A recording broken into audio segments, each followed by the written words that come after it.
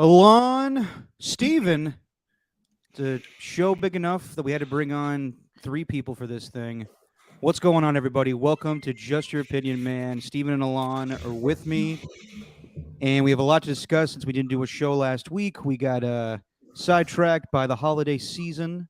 We acted hours after the Raiders had that crazy win over the New England Patriots, and Uh-huh. didn't need to do a game after, or didn't need to do a show afterwards.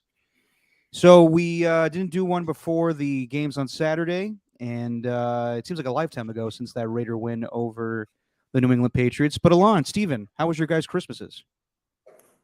Oh, it was great.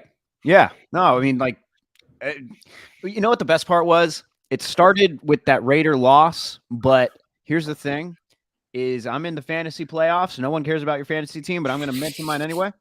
I was in the semifinal. I had George Pickens as my flex, I don't want to hear this shit. and then at the end of Sunday, I mean, it's the smart decision. Every time you have a receiver going against the Raiders, you start him. That is a Um, smart decision. But in the end, that touchdown at the end of the game where the Raiders lost, turns out that was the touchdown that basically won me the semifinal because I only won by like just over 6 points. So bittersweet. So no, just mostly sweet. I was kind of over the season. So yeah, mostly sweet. Alon, Dude, that's awesome, Steven. That's a great Christmas. You're headed to the championship game in your fantasy league, and It's, you know it's you get very, to. it's very selfish of me, Alon. It's what I do. But no, it was a great holiday season. If you're not looking out for yourself, I mean, who are you looking out for, right, Steven? But no, Christmas was good. I mean, it was pretty low key around here. New Year's is going to be crazy, I'm assuming, but we'll see how crazy Las Vegas gets when everybody comes for that Niner Raider game this weekend. But no, Christmas was good. It was pretty low key. Had my parents and my sister over at my place for dinner, and had some steak and lobster, so it was good. Nice. I'm glad you guys had a good Christmas. And it always seems like the Raiders play on Christmas Eve or Christmas Day, usually with some heartache. Derek Carr either breaking his ankle or they're losing to the Eagles on Christmas Day. I remember that one. Good one. Charles Woodson retirement game, his last game at the Coliseum On Christmas Eve, on correct? Christmas Eve against the Yep. Chargers. I was there. That was a good one. That was Christmas Eve. Yeah, that was Yeah. Christmas Eve. Wow, I was at that game. I didn't remember that was Christmas Eve. I mean, I Yeah. remember the one lone memory I have from that game was one of the guys in the group that we were with. He was one of our friend's cousins, and he was just dead asleep in a Santa hat and a Raider hoodie at the edge of the section. It was hilarious. A lot of hot cocoa. Yeah, a little too much hot cocoa. Yeah, a little too much eggnog before the game. Well, the Raiders had another loss on Christmas Eve, and sure enough, it most likely will be the last time we see Derek Carr as Raiders quarterback. We know the game by now. Raiders lost 13-10. Derek Carr threw 3 interceptions. Had a wide open Hunter Renfrow at the end of the game that could have set him up at field goal range and overthrew it and was picked off. And after that game, I texted both of you gentlemen, and Steven, did you miss the game because you were doing something with your mom, right, for Christmas Eve? I missed the fourth quarter live. I had to because as circumstances had it, I had to drive up to my mom's on Christmas Eve at a specific time, and really, didn't want to wait till after the Raider game because by the time I would have gotten there, then she would have been almost asleep. So, yeah, I ended up driving in the fourth quarter, but I was listening to it on the way up with Ross Tucker and yeah. Yeah. We don't need to go any more about the game. So I texted you, and for a while now, you and I have been talking about the future of Derek Carr and whether or not he should be on this team going forward. I've gone back and forth with it. But you're ready to move on. And after that game, I was ready to move on. I thought that Derek Carr played a terrible game. But I wanted him to finish out the season. And Alon, I texted you after the game, and your opinion was that they should continue with Derek Carr next season. And that comes with a big caveat. And I was looking over that text, and what I didn't put in there, which I should have, is unless they can get someone who's more team friendly, either financially or just leaps and bounds better. So if they can do one of those, either of those two things, or even both of them, you should do them. Well, I was ready to come on here today and talking about, Derek Carr and us moving on with Derek Carr as Raiders quarterback. But the Raiders have decided that themselves, as today it was announced that Derek Carr will be benched the last 2 games of the season. They are home games against the 49ers and the Chiefs. And a lot of people are looking at this as, can Jarrett Stidham really help them win? And the answer is no. They made this decision purely based on the contract.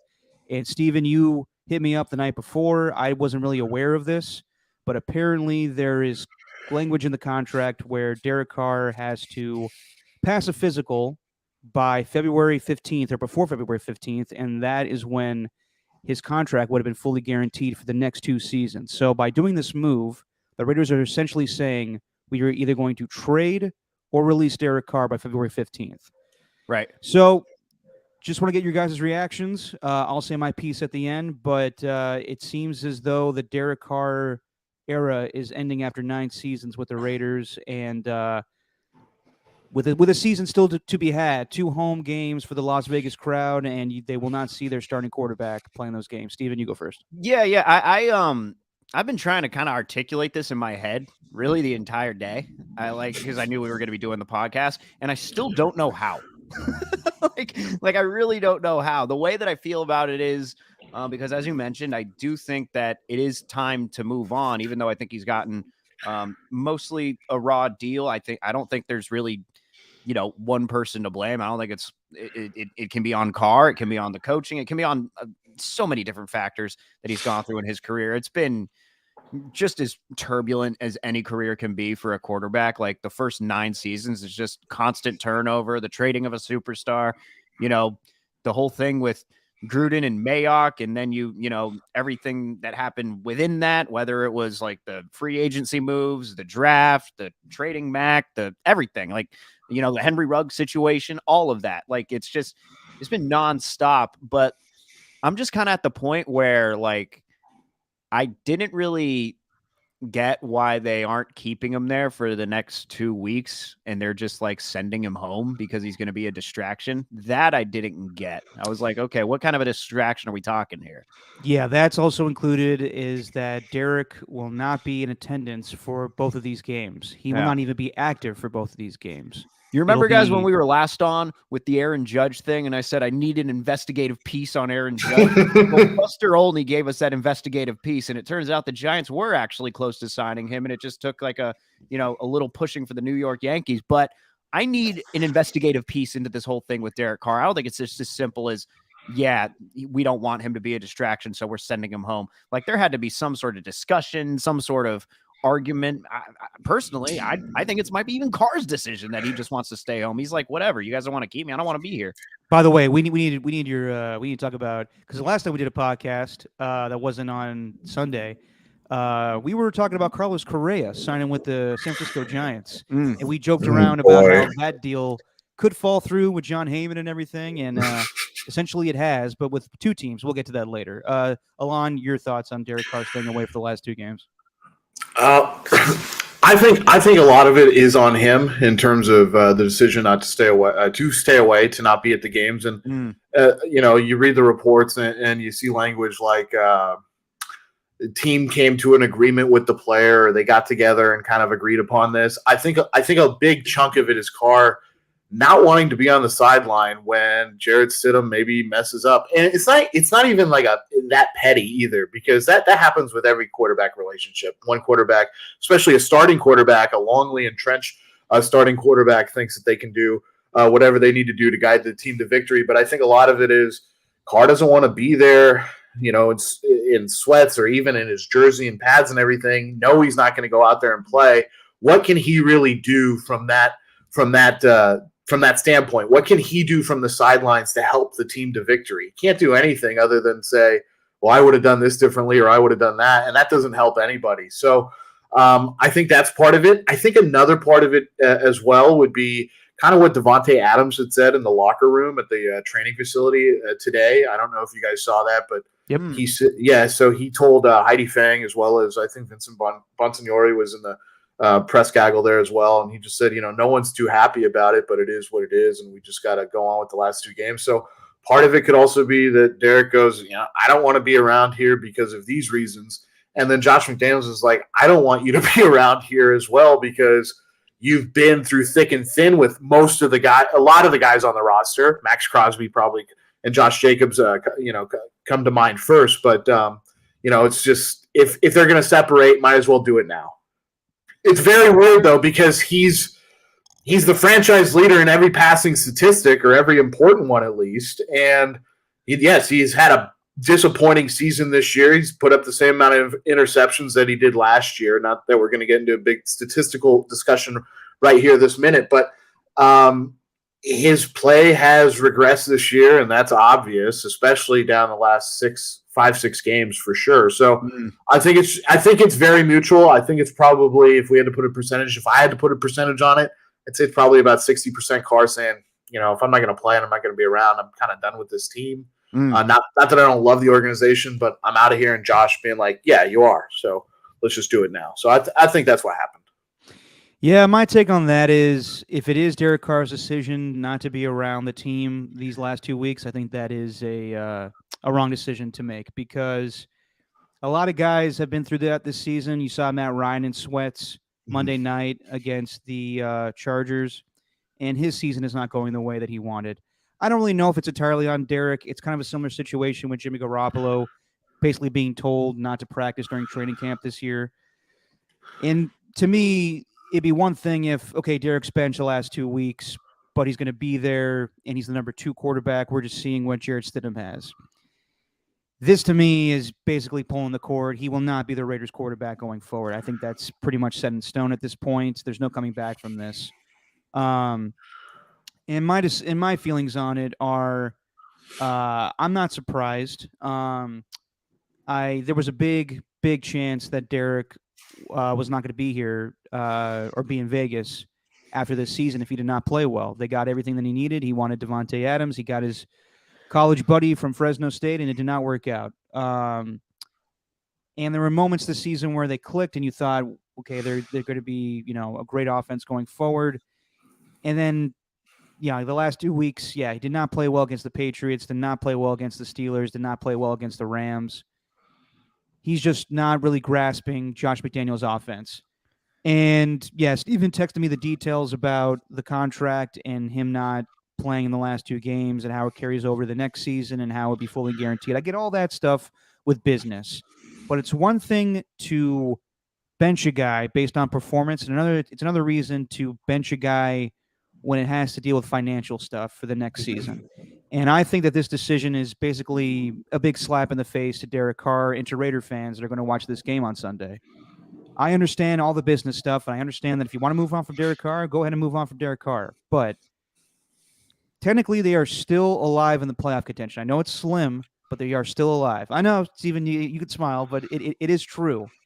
And you're basically telling the 53 guys on that team that we're going to try to lose these last 2 games. You can sell it on the fact that it's Jarrett Stidham and he's going to try to win these next 2 games, but you are packing it in because you want to save money next season with Derek Carr. I don't think it's a huge risk to play him the last 2 games. I understand he needs to pass a physical by a certain point, but to not give the guy that exuded being a Raider for the last 9 seasons, his last 2 home games, and again with that crowd, his home crowd, I think is a huge slap in the face, in my opinion. Yeah, but I also think he's being benched because of performance as well.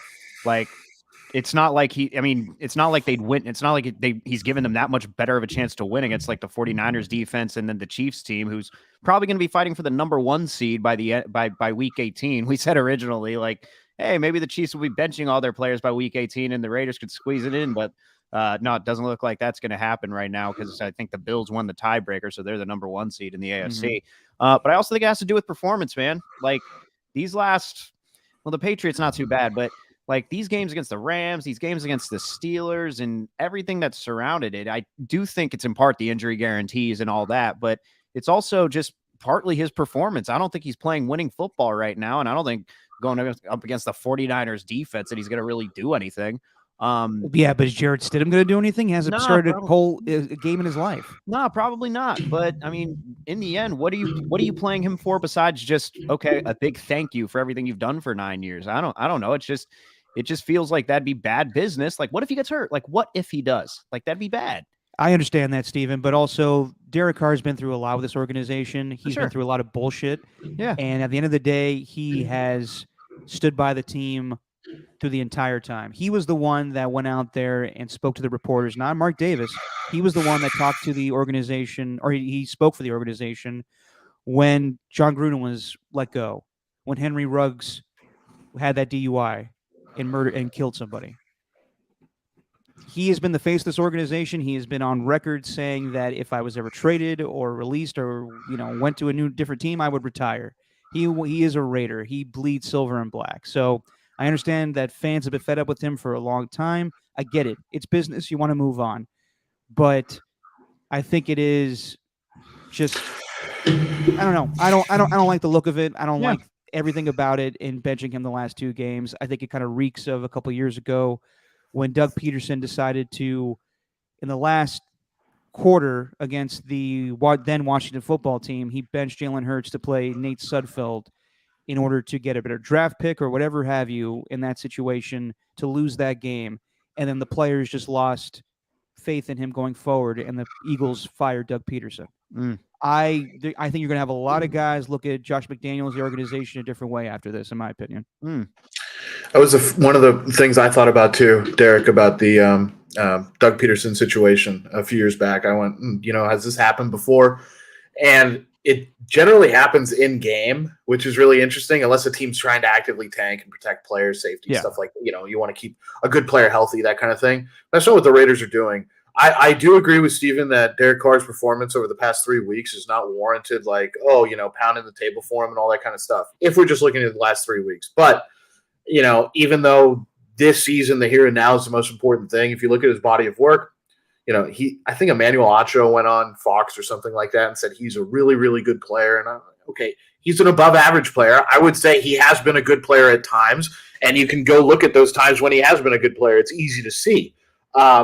I think he's largely having the same kind of season he had last year, this year, outside of the completion percentage and a few things like that, a few of those metrics. But what the difference was between this year and last year is this year they're not coming as a team. They're not coming up with those big plays that they need at the right times. He's not coming up with a lot of the big throws they need at the right times either. So quarterback gets the lion's share of the glory. Also the big time, big case of regret and pain and everything and all the disappointment of the fans. But I think if his contract wasn't structured in this way, this is where I do disagree with Steven a little bit, even though it is performance-based. If his contract wasn't structured in a way where if he gets injured, $40 million of it gets guaranteed right then and there, and he has to pass physical and all this stuff, then I don't think he gets benched. They might not move forward with them, but I don't think he gets benched. But because of that $40 million guarantee, I do lean to what you're thinking, Derek, about this is a purely money business situation. I think he could be performing slightly better. I think he could be performing better, for instance, right? Let's say that instead of throwing 9 interceptions over the past 5 games, he only threw 3. And he wasn't really the scapegoat as he is now.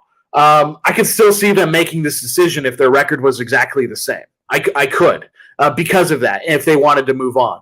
But what this says to me for the Raiders organization just as a whole is that they are tied to Josh McDaniels and Dave Ziegler, and they are going to let them, sink or swim with whoever they want to go get at quarterback next. And the big issue with that is this. Derek Carr was a decent to good, pretty good player at times without Josh McDaniels.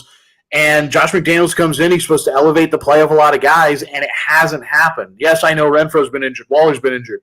He has elevated the play of Josh Jacobs. But I can also say Josh Jacobs elevated his own play because he wants a big money contract in the offseason, and that happens very often. So I think Derek Carr is the scapegoat for a lot of wrong reasons. I also think there's some legitimate reasons. But after 9 years, there hasn't been a lot to show for it.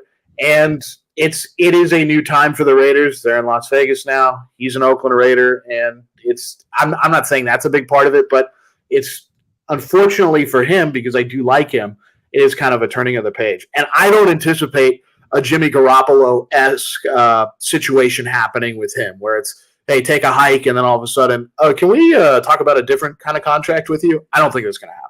I mean, they could still pick up his option, though. Like, it's not totally out of the realm of possibility. I just don't see that. I mean, Steven, do you think that could happen? I shouldn't say could happen. Do you think it would happen? Yeah, probably not. Probably not, yeah. but it's still in the realm of possibility.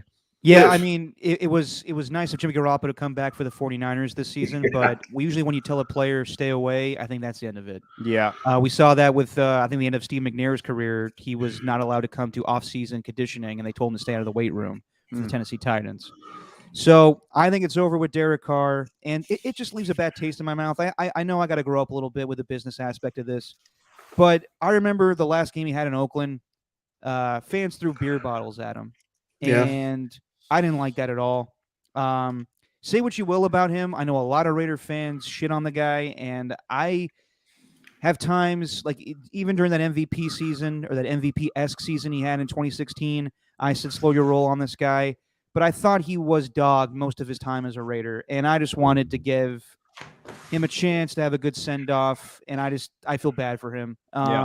I would have loved to hear David Carr's opinion on the situation today on NFL Network, but conveniently he was not scheduled. So I don't know. I hopefully we hear Derek's side of the story when it's all said and done. I wonder if he even will retire. He said that at one point, but you got to believe that he will have suitors in the offseason.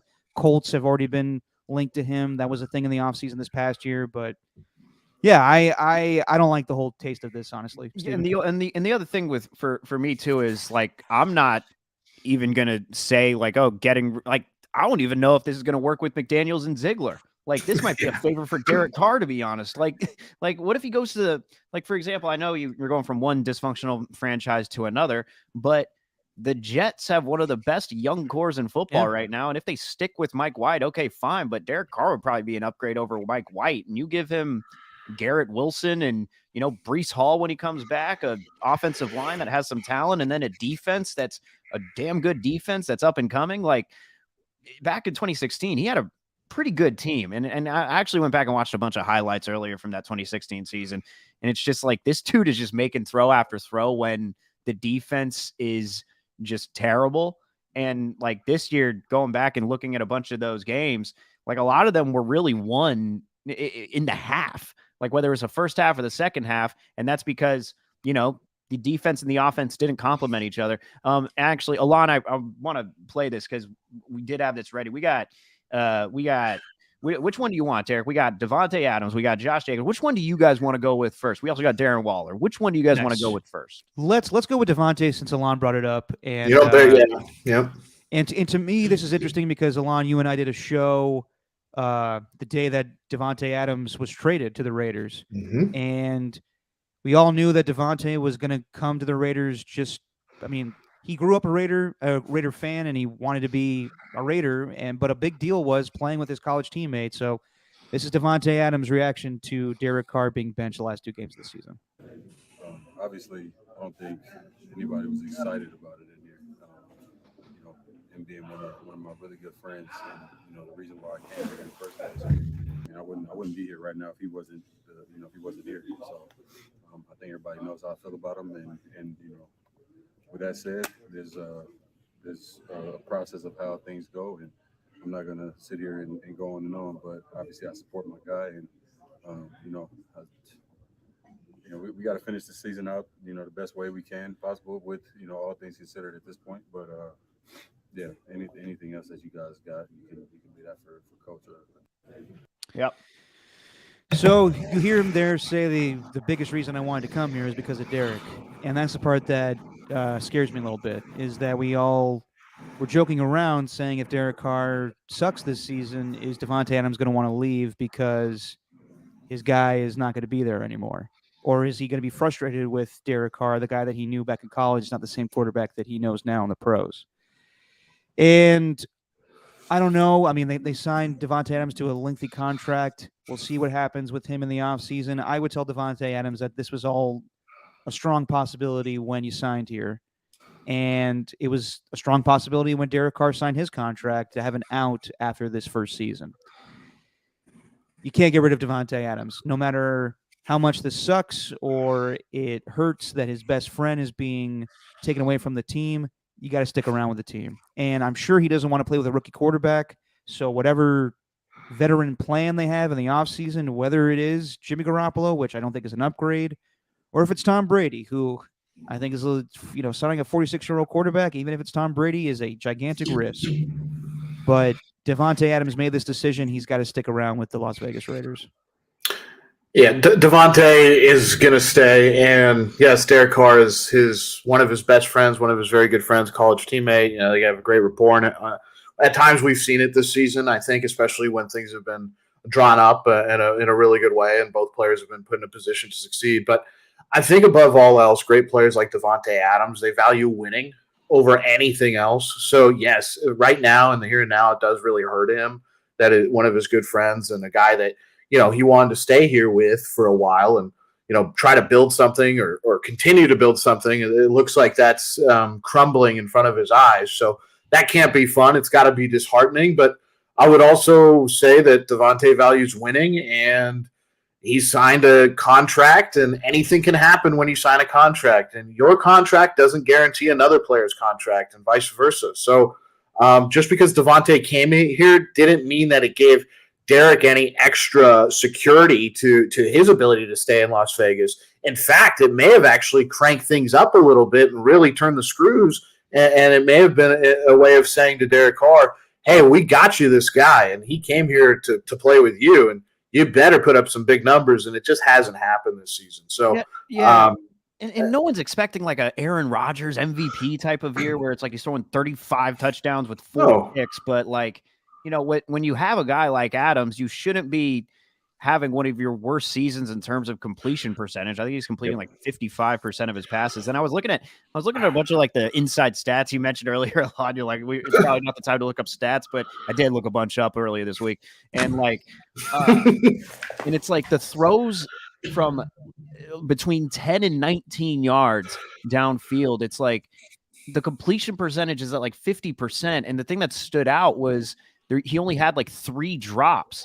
If you look at everyone else who had the same statistics, like they had guys who were up there in like the 7s, the 8s, the 9s. It's like this dude only had 3 drops from wide receivers. At least that's according to Pro Football Focus. So take that with a grain of salt. But like, I don't know. It just, he's been down this season, even with Devontae. And I think like, with him being as mad as he looks, like it seems, to be honest, like that from that, it seems like he's out on McDaniels, like if you're just based off one clip, right? But like it's up to McDaniels and Ziegler to, basically make him happy because he is your number 1 player. I know Josh Jacobs is the guy, but Devontae Adams is so damn talented. You got to keep that guy happy if you're going to pay him that much. I agree with you, Steven. And real quick, Derek, I was going to say McDaniels is a coach.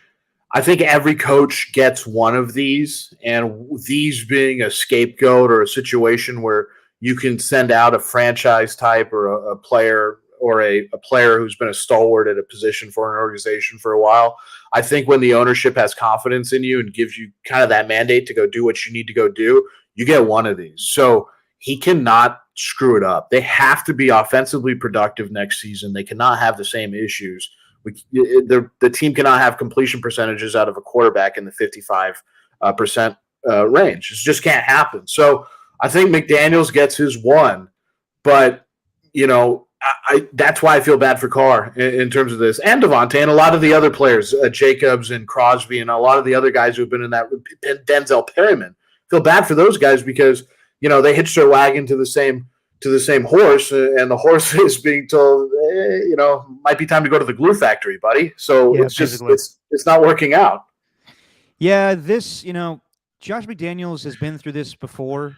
He came into Denver to upgrade Jay Cutler and pissed him off, and Jay Cutler didn't want to play for him anymore and was traded to the Bears. And then Josh McDaniels had to work with Kyle Orton, and then he tried to work with Tim Tebow, and that never worked out. So to me, he's got to nail this quarterback decision next season. And we can have a discussion later on when Derek Carr is actually removed from the team of who the next quarterback could be. But I don't think that Devontae Adams is going to have the patience to play with a rookie quarterback. If it's going to be a C.J. Stroud or anybody that's in the draft, you're going to have to get a veteran before that to make this team productive in the here and now. This isn't, again, selling us on this rebuild thing is just ridiculous to me. This is kind of reminiscent a little bit of, I know that Derek Carr did not have a good season here, but it's kind of the same thing with John Gruden saying, well, let's just get rid of Khalil Mack and Amari Cooper and head for the future. I understand that Derek Carr did not play well this season. I am not debating that whatsoever. But I still don't like the way this is being done, and that's Yeah. just the way. And I will live with that, and a lot of Raider fans will deal with that this Sunday. But as far as the other two clips, let's see Darren Waller if you have that one, Steven. All right, hang on. Give me a second. Gee, she just come on. You just went right to it. You got to give me a little. You got to give me a little warning. Come on, right? come on. In your board op days, you had to sound ready to go. We're working about as well as McDaniels and Carr do in the fourth quarter. Give me some time. It takes about 90 seconds for a play to get called, and then another 90 for them to get up to the line and run it. All right, here we go. All right. Here's Darren Waller's reaction today. Kind of some big news today. Replacing the quarterback. What was the general reaction when you heard the news? The reaction where you got to kind of take emotions out of it and just realize that anything that be productive is to support Jared going forward.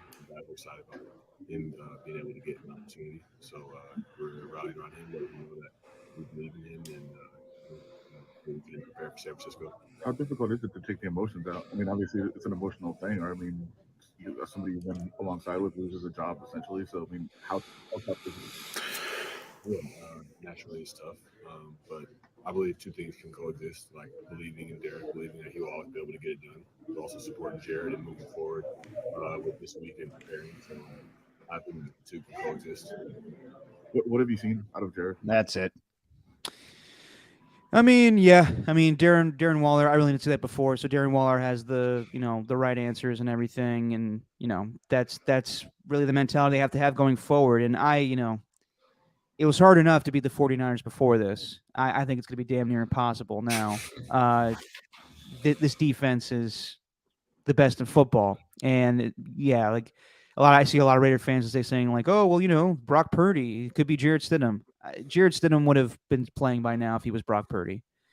Again, this is just a move. I understand that Derek wasn't playing well, but I still would have started him in this game, and I still would have started him against the Chiefs the last game of the season. So let me ask real quick, Steven, because you're more knowledgeable about this than I was yesterday. Huh. What is the stipulation in the contract about these two last games? He could have got injured at any point this season. Why is it these last two games? It's not specifically just these last two games. It's just because they were going to possibly bench him these last two games is why the last two games thing was mentioned. It all comes down to after the Super Bowl. Like if he would have sustained a season-ending injury, say in like week 11 or something, then yeah, chances are that the injury would have been guaranteed. It didn't have anything really to do with these past two games. It's just the injury guarantees that came with the signing. Okay. Yeah. Well, it is what it is. Did Waller kind of seem to you guys like just not too sad about it? Yeah. Yes, 100%. Waller does not seem like he cares all that much. I don't think it bothers him one way or the other. I think he tried to give a very diplomatic answer. Yes. I also think he tried to act in a way where it's like, yeah, it's tough, without also getting into, do you think you being out for 80% of the season had anything to do with the effectiveness of Derek Carr? Like, those are the questions I'd be asking. And, you're very nonchalant about a lot of things. We know you're a very talented player, but, don't you think this is not a time to be standing there smiling? Your team's 6-9. Like, it's just not a good look, in my opinion. And that was only the 1 minute of the question. But it is. Sure. He could have been asked that. But yeah, he didn't seem all too. It wasn't like the 45-second snippet that we just played from Adams where he seemed like genuinely angry. Waller was just kind of like, yeah, all right, whatever. Well, I mean, Darren also has his contract, and he's got things off the field. I'm not saying that he doesn't love football, but what Alon, Alon, you totally hit the nail on the head there. He was gone for most of the season. So Derek Carr, this is another thing that I'm a little upset about with the whole thing is that Derek didn't have Hunter Renfrow and Darren Waller for most of the season. I know they were gone for 4 games. I would have loved to see this offense, firing on all cylinders with everybody there. And I know that the first game of the season was not good. He threw 3 interceptions. It didn't get any better. I'm not saying that you can't move on from Derek Carr, but I don't know. It does seem like he is being the scapegoat for this. The defense was bad for most of the season. We're not benching anybody else on the defense right now. Chandler Jones is not going to play the last 2 games because he's going to go to IR. You wonder about his future, even though he had that, memorable play from this season. But I don't know. I don't know how I like this whole thing. And you got to wonder about guys that want to play here in the future. Like, you're just like, well, you get a new quarterback in there and they'll be a great offense. Well, what if Devontae Adams throws a fit that his guy is gone? And Josh Jacobs is a free agent. Let's play this sound, Steven, if you have it. All right, give me a second. Give me another second. Jeez. Oh, God. This was more telling to me after the Pittsburgh game. Hang on. Whoops. Josh Jacobs voicing his displeasure with the Pittsburgh game. And Josh Jacobs could very well go on to be the leading rusher of the NFL this season. You had 3 Pro Bowlers with Josh Jacobs, Devontae Adams, and Max Crosby. And that Pittsburgh game was bad. I mean, they had Darren Waller, they had Hunter Renfrow, and we always make the same comments about Derek Carr not playing well when it's cold outside. So he did not play well. But yeah, Josh Jacobs' reaction after the game when they lost to Pittsburgh. And thank you to Vinny Bonsignor for all of this sound. How many times can you keep talking about sort of the same things and learning the same lessons? Man, I'm tired of dealing with this shit. Like, every day I come here and bust my ass. I see the guys, bust their ass, and and the result is not there. And for me, the last 4 years, the result hasn't been there. And quite frankly, I don't know what else to do. So yeah, that shit is what it is.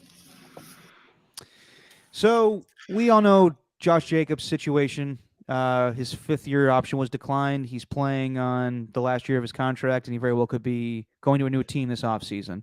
They could massage things also in free agency and make him the highest-paid running back in football. They'll probably have the money with Derek Carr not being on the roster. But, there's just a lot of stuff that I feel like it's crumbling right before us with the way this team is going forward. And a lot of answers that we'll have to figure out. The quarterback situation, will Josh Jacobs be the running back? How are they going to change this defense? I mean, they're probably going to have a high draft pick. I would rather have that draft pick being a defensive player than the quarterback of the future, in my opinion. But you may have a glaring hole because you're not going to have Derek Carr there. So it's just disappointing. It's been a broken record for me this whole season. I thought this team was going to be right there in the AFC West, and a lot of disappointment with a lot of teams this season, but just not what we expected. And it seems like there'll be a new era as far as who will be the quarterback for the Raiders going forward. It's a very complex thing to discuss also. Like, I don't think anybody really knows the right answer here. Like, if you say they got to stick with Carr for the next 2 years, I don't know if that's the right answer. If you say they let him go and whatever, whatever, they draft a quarterback and, you sign Tom Brady to a 1-year deal worth $20 million or something. Like, I don't know if that's the answer. Like, I don't know. What if this is like the comparisons that I've seen, and it's actually pretty funny because I was like looking up his career stats overall. And then all of a sudden I'm seeing like a lot of comparisons to him, but like Derek Carr and Matthew Stafford, very similar in that, like, they were with their team for such a long time, and Stafford consistently completing these fourth quarter comebacks, the defense terrible, but he still seems like a pretty good quarterback. Like, maybe this is a situation where, I don't know. Yeah. They make a trade kind of like with Stafford, although you're probably not going to get the same haul. No. I don't know. Maybe you do something drastic like the Rams did in order to acquire Stafford. Like, I really don't know what the answer is. I don't think anybody knows what the answer is, but just to me, I don't think Carr is the answer moving forward. And I don't know. That makes it sound like it's like a total indictment on him for what's happened these past 9 years, but I just think it's right for him too, just to move on. Yeah, moving on, fresh start. Definitely better for him in a lot of ways, even though emotionally he's attached to the organization. But you can get over that relatively quickly with good results. Winning kind of solves everything. So if he went to a team where instant, like you mentioned earlier, Steven, the Jets, or there's a bunch of teams out there that you'll go, man, if they just had a decent quarterback, this would be kind of interesting. Like Washington Commanders always come to mind for me. I'm like, man, pretty good defense, decent enough skill players.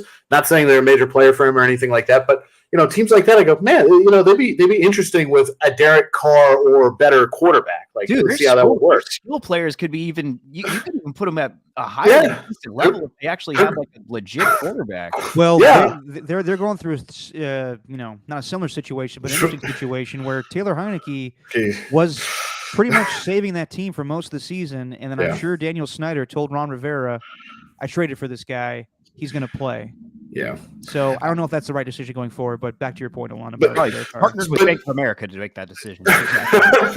Yeah, exactly. But I do agree with Steven. I was thinking about that today. I went, Derek Carr, and I've thought this for a couple of years, how he's very similar to Matthew Stafford in a lot of ways, in terms of being on a bad team, a franchise that has been thankfully, if you're a Raiders fan, the Raiders franchise hasn't been in the darkness as long as the Detroit Lions have been. But I mean, I will say this. I remember Trey Wingo always bring this up.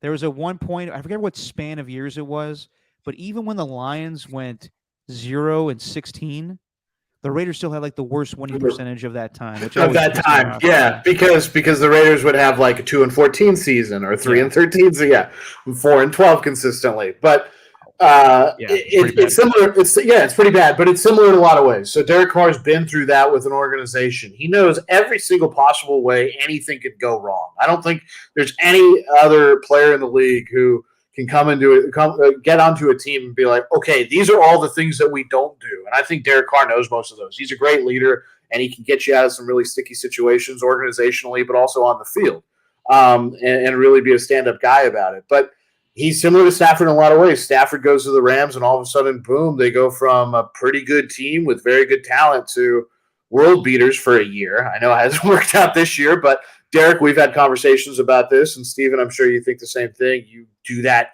every day of the week. If you can have a chance to go play in a Super Bowl, even if you have to mortgage years ahead, you do it. You just do it. There's no question about it because Super Bowls are so important. But I think that's what the Raiders are kind of pivoting towards doing, and it just has to work. And that's the big issue. And real quick, we started this little segment with the Josh Jacobs clip. That Josh Jacobs clip is very telling to what he thinks. I also think what he said verbatim is what Derek Carr wants to say so badly and has wanted to say for a long time, and he just can't because it's not him. He doesn't say things like that. He'd say, "I'm tired of this shoot."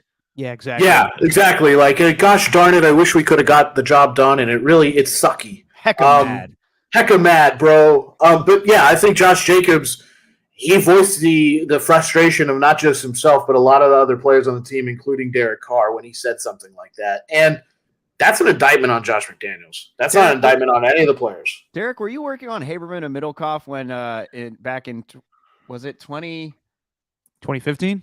Yeah, were you working there in 2015? Yep. Or was it after that? When Carr was it after Carr got his first win? And I think he joined both of them because I was listening to them at the time after Carr got his first win. When they beat the Chiefs when it was torrential downpour? Yes. I wasn't even working at the station then. I was just still was working at Old Atomic Productions. Oh, okay. All right. Yeah. So you were that right. You were that one. Okay. After that, you were that one. I was at that game. Texas backpack. I was like, who the hell is this guy? But yeah, I don't know. I just thinking about Carr and just how kind of like, oh, shucks guy he is. Like, after he got that first win, like, how'd you celebrate? Hey, Raymond Milk Coffee, he said, I got a turkey burger from Carl's Jr. Oh, yeah. I do remember that. No, but that's the thing of Derek Carr's tenure as a Raider. I remember his first year as a rookie. He threw that interception to Jason Verrett against the Chargers, and I remember my dad being pissed about his response when he said, I just threw it up there and, oh, man, just trying to make a play. And he was like, well, that's not the right decision to make there. You got to make the smart decision. And I don't know what kind of quarterback Josh McDaniels is looking for. We're talking about making a big splash to, Super Bowl or bust for one season. And that could be Tom Brady as your quarterback. But I've seen a lot of Tom Brady games this season, and he is not the same guy he used to be. I understand that it's Tom Brady and I'm not going to say what everybody calls him, but he is that word. The lamb. Yeah, the lamb. There you go. Oh, yeah. Okay. Horned animal. Well, what? Well, Alon, you and I were talking today over text. You would welcome Tom Brady as quarterback for the Raiders, even if it was one season. Yeah, even if it's just one season, I would do it. He's marquee. Stevens looking at me like I'm crazy, like I would even question that. Steven's got big eyes. You could have that opinion, but I'm just saying I personally would. I'd very much welcome that for a year. Yes. Well, the only reason we're bringing that up is because it was, the whole Dana White thing in the offseason where he brought up the fact that they were so close to coming to the Raiders initially, him and Gronk, and Gruden squashed the deal. So people think that's going to happen again. I don't know. I don't know what the hell's going to happen in the offseason. Tom Brady could very well retire. Derek Carr could very well retire. I'm just saying, and I've been saying it for the couple weeks now, they better have a damn good backup plan to replace Derek Carr, because I don't like replacing quarterbacks without having an upgrade. I thought that the Colts on paper made a good upgrade with Matt Ryan, but in the end, it was not. Yeah, well, no one knew Matt Ryan was just going to get sacked like crazy and kind of his play would fall off the face of the earth. But that team was very dysfunctional. Yeah, he shot, and that team's very dysfunctional. But with Derek Carr, I think you do get an upgrade with Tom Brady. Tom Brady's third in the league in passing yards right now. And I know he's not having, the year he did last year or the year he did before, but there was a string of years there at the end with New England before he got to Tampa Bay where people go, you're kind of losing it. He gets with Bruce Arians, and all of a sudden he's airing the ball out like crazy, doing the same thing Jameis Winston was doing, but better without the interceptions. Yeah. So I think that getting with McDaniels, he instantly can get into the offense, get everybody on the same page, and he can have a very good season. And, I don't know if McDaniels is the, most inspiring head coach, but I think there's a lot of more inspiring leaders in the NFL at the head coaching position than Todd Bowles down in Tampa Bay. No one looks like they're having fun playing for him. But, I would bring Tom Brady in every day of the week. His face is going to be on every billboard. He's got, the big luxury fashion brands all around Vegas. I mean, he's just such a superstar. You have to bring him. And this whole stadium, this whole reason they moved the organization here was to be splashy and flashy and, glitz and glam and do it big. Yeah. No, I mean, that's fair. I don't know. The age thing is a lot to me. He's going to be 46 years old, and I don't know. Like, if you make that move, you got to be able to plan for the future as well. But I get it. It's Tom Brady. I have a question for both of you then. Do you think Tom Brady for a year, and this is, let's say he just plays at his Tom Brady level, do you think he's an upgrade right now over Derek Carr? Steven? Personally, yeah. Yeah, I do. I think it's what he does in December that really gets me. It's just every That's an year. understatement. That winning championships thing? I kind of like it. Well, I'm talking about Carr. It's like every back half of the season, like September, October, like the first half of November, he's fantastic. And then after the holidays, after Thanksgiving, it's like he takes a total dive. Like half of his interceptions were thrown in December this year. It's crazy. Yeah, I mean, it goes back to 2016 where they had a chance to win in Kansas City, and he had a terrible game where he threw that ball, the spider cam. We all remember. He just doesn't play well in the cold. And I was thinking about this the other night where Justin Herbert clinched a playoff berth. You're going to have the big names in the AFC at quarterback. You're going to have Patrick Mahomes, Josh Allen, Joe Burrow, Justin Herbert now is an AFC playoff quarterback. Lamar Jackson, if he's healthy, and quite possibly Trevor Lawrence is going to be a AFC playoff quarterback if the Jacksonville Jaguars can win the last two games.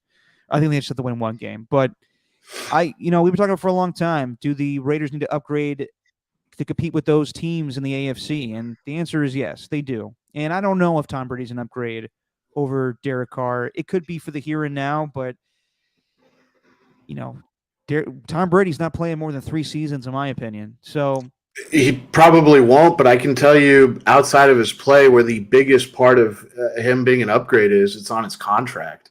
I mean, the fact that man takes very team-friendly contracts. I know he had the $15 million salary this year with the 15 guaranteed, all that kind of stuff. Big, he has a huge dead cap weight, but, he's going to finish the season with Tampa.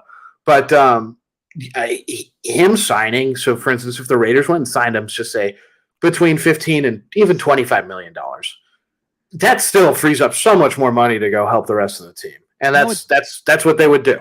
But you would definitely have to do that because this team is not as talented as the Tampa Bay Buccaneers when Tom Brady signed with them. That defense was a lot better when you had the pass rush with Shaq Barrett and Jason Pierre-Paul plus the 2 inside linebackers. The Raiders have none of those pieces besides Max Crosby. So if they were going to make this team more appealing to Tom Brady, it needs to be more than just the offensive side and Josh McDaniels. It needs to be a whole retooling of the defense in order for this team to be even competing with the Kansas City Chiefs or the LA Chargers or any of these teams in the AFC. If they're going to, Tom Brady wants to have one last hurrah and win the Super Bowl, then they got to do a shit ton of work in the offseason to compete with the Bills and the Bengals and all those teams.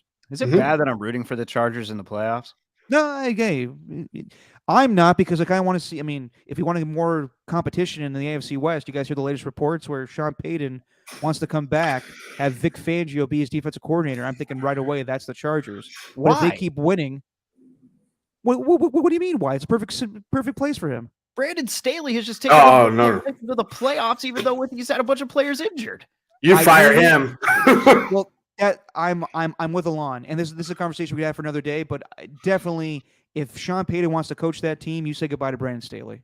All right, I hear you. He has learned not to go for it on a fourth down every single goddamn time.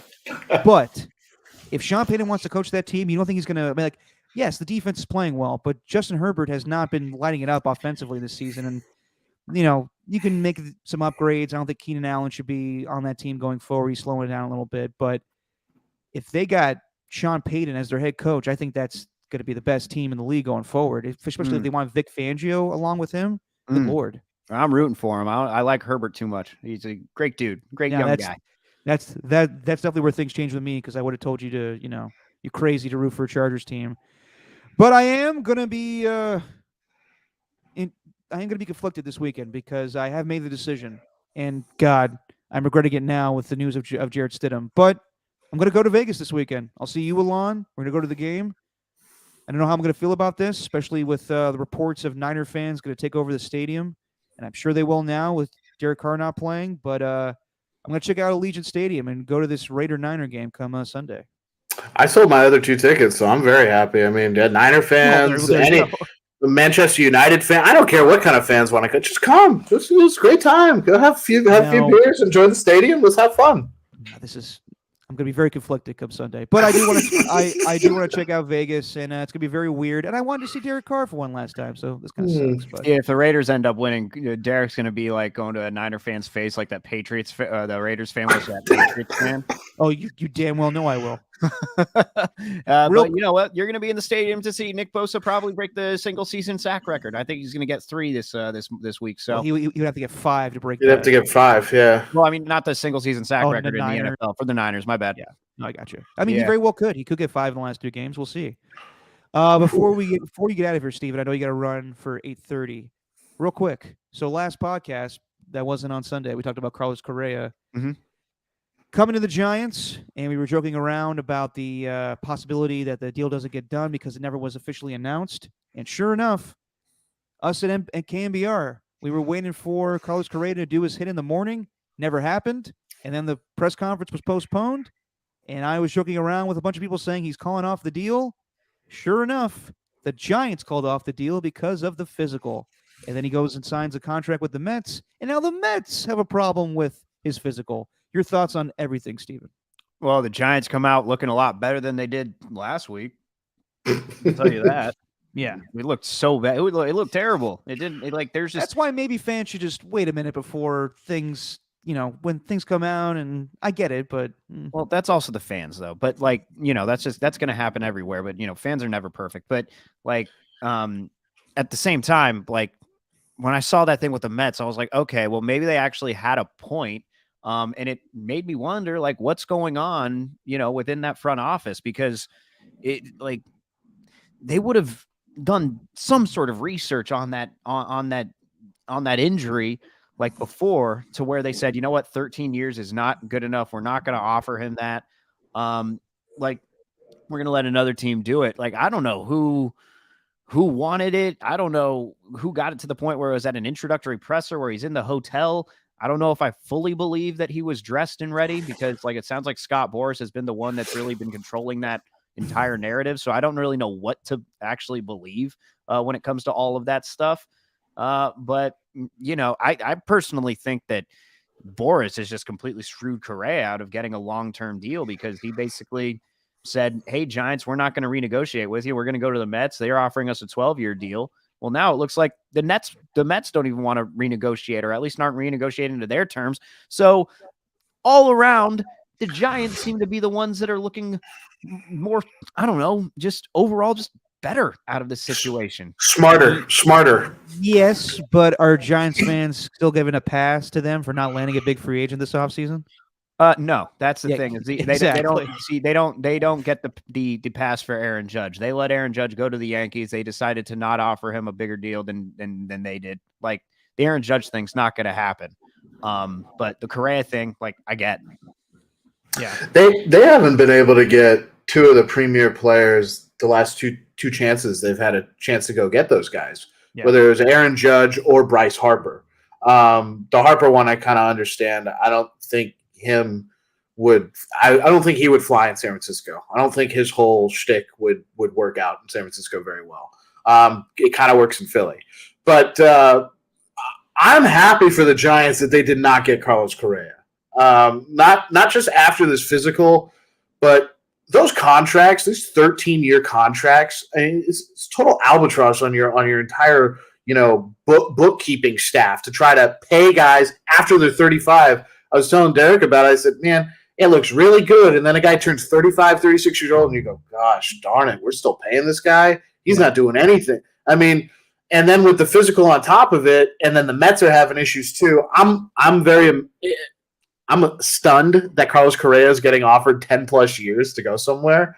But that's the world of baseball we live in right now. Guys are getting these mega contracts, so it's going to keep happening. Good for Carlos Correa. Like you said, Derek, I don't know if he's going to be able to go anywhere. But for the Giants, I think they dodge a major bullet here by not being locked up with a guy who can't even pass physical, or there's some questions on his physical. That being said, Giants fans, you will get your big free agent. It just might not happen this year. And it won't happen this year. But it could happen next year or the year after. Who knows? I mean, maybe there's a world where the Giants get Mike Trout or something like that, or swing big for Shohei Ohtani. You never know. I mean, these are things that Giants fans are like, that'll never happen. But it could. It could. I doubt Shohei and really Trout. Trout would never happen. Shohei is kind of possible though. But what I'm saying is I think the Giants do the right thing, and this is what we said. This is what I said last time we were all on together. I said, they're taking the big swing. They're going after the guys. Eventually, you're going to get a hit. It's just who's it going to be? Well, we'll see if Farhan gets that long enough time to do that. Yeah, they're going to be they're just going to be that little plucky team, I think, this year that just managed. A little plucky. Yeah, plucky. He scrapes out a bunch of a couple of wins. Plucky. Is their manager plucky? Nah, he's not plucky. He plucks his beard and he's hunky. Yeah, he's hunky and plucky. Someone wrote their blog on Substack with like the most handsome baseball coaches, and I saw that. Yeah, I don't pay for Substack, but I saw Gabe Kapler was in like the thumbnail of it, so obviously he's right up there. All-time handsome managers, Tony La Russa better be on that bad boy. That was written by someone's mother or grandmother. Someone's mother or grandmother wrote that article. It's actually written by a guy who goes by the Cup of Joe name. I don't know his name. I don't know his actual name though. Okay. Steven, you got to bounce? Yeah, I do. All right, man. Well, you and I will be back next Wednesday, and we'll talk about things that happened in Week 17. And Alana, if you want to keep on, we can. You guys are lucky. You guys are lucky. I joined this, man. I was watching the San Diego County Credit Union Holiday Bowl between the Oregon and North Carolina. It was a very interesting game. Gus Johnson on the call. Oh, well, that's good. And Gus Johnson's now watching highlights of himself or taking a vape hit while he's broadcasting games. Did you see that video?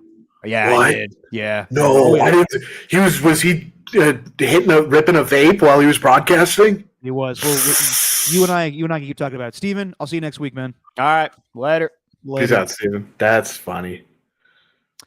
Yeah, there's a video of Gus Johnson, I guess during like a basketball game, a college basketball game, where he just like, look at that three. That's great. That's pretty. You know what? That's going to start happening a lot more often. And now that you can just vape you're not allowed to, but it's going to happen. Everyone's going to start getting caught vaping. Like we're going to have a president one day who's going to be vaping during like State of the Union. We'll turn around and take a toke real quick, and then on with the rest of it. But no, I think Giants dodged a bullet. I'm glad Steven was here, and And Derek, I'm very sorry that Derek Carr will not be playing in the game on Sunday, as you mentioned to all the listeners and viewers that you'll be coming out for the game. I know, and I was excited to come out, and I still am. We're gonna have a good time. We'll watch the college playoffs the day before on Saturday, and I will go to the game with you, and we'll go to the Raider tailgates and have a good time, and I'll fly it after the game. But yeah, it is it is a little shitty that I won't be able to see Derek Carr. And I respect the dude. To be completely honest, I go back with him. He doesn't know me like I know him, but we went to high school around the same time, and he went to, I grew up in Sugar Land, Texas, and he went to school around there with his older brother playing quarterback for the Houston Texans. So I always knew about Derek Carr. We always heard about him playing football around Fort Bend District in Sugar Land, Texas. And then I was happy when he got drafted by the Raiders. It just sucks. I am a little upset that this is how it turns out for him in the end. But I am interested to see the stadium and see how it goes. Can't wait to see the torch and all the Al Davis tributes. But I do worry about the Niner fans taking over. And there are some reports. I know David Lombardi had this tweet earlier today that the expectation is it's going to be 60% Niner fans, 40% Raider fans. Who knows when kickoff actually starts? But this is why I've avoided coming to Las Vegas for so much time. It's really only been 2 seasons, and I've been working at the NFL Network, so it's been hard for me to go out to Vegas. But there was, Alon, I know you live in Vegas now, but I wonder if you feel the same way. It was a different feel in Oakland. It felt like you were, yeah. it felt like it was the Raiders against the world when you were at the Coliseum. And you would occasionally see like, oh, there's one Bronco fan, there's a Charger fan, there's a few Niner fans, and obviously with the Bay Area. And I feel like that's taken away a little bit with this matchup because obviously this is, it's not the same since the Raiders are not in the Bay Area anymore, but it's Raiders Niners, this is what divides the Bay Area currently. I live in Oakland, and still you see a bunch of Raider fans show up to the athletic club every Sunday to watch the Raider games. There's a few Niner fans that show up, but this divides the Bay Area all the time. And, A's, Giants, same thing. And I feel like this is kind of taking the luster out of it a little bit to know that we're kind of, I say we, and I should just accept the fact that I'm, still drawn to the Raiders. I'm not as diehard as I used to be because I would have been livid about this decision if I still was a diehard fan. But it just kind of takes away a little bit of the bragging rights because I remember in 2014 when the Raiders were shitty and they won that one game against the Chiefs, at least we beat Kaepernick and the Niners that day. And we had, bragging rights for that offseason. It's a big deal when the Raiders and Niners play each other. C.O. Moore and Khalil Mack, and that they were on the pass for that was a different game, but that was If you remember the last time the Raiders played the Niners in Oakland, it was Kaepernick threw an interception on the first play of the game. Yes, he did. Yep, and that was like the beginning of the end for Kaepernick. Basically, that season is what I'm talking about. Well, that was the beginning of the end for Jim Harbaugh too, because the big rumor in the offseason was going to be that Jim Harbaugh was going to go coach the Raiders. Mm-hmm. So and he went to Michigan, but it is completely different in Las Vegas. I don't think it's different in a bad way. I just think it's different. I'm biased as a season ticket holder, but I do love the stadium. I think it's a great game day environment. The stadium's never really been taken over by any other fan base, so I'm interested to see if that does happen with Niner fans. But we've had ample opportunity for that to happen with other fan bases. It just hasn't come to fruition. But it's a little different.